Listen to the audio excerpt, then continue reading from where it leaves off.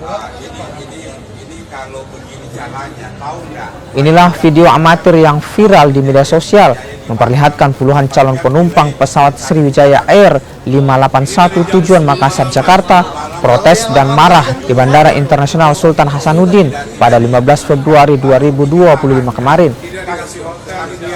Mereka berang setelah pesawat alami penundaan alias delay selama 9 jam.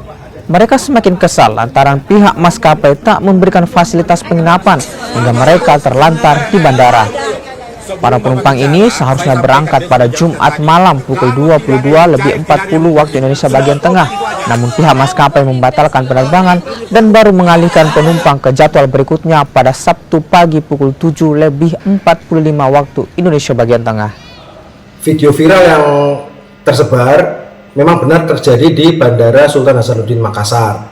Penerbangan tersebut yaitu Sriwijaya Air nomor penerbangan SJ581 tujuan Jakarta yang seharusnya berangkat hari Jumat tanggal 14 Februari 2025 pukul 22.40 WITA diberangkatkan atau mengalami penundaan yang diberangkatkan pada hari ini Sabtu tanggal 15 Februari 2025 pukul 07.45 WITA.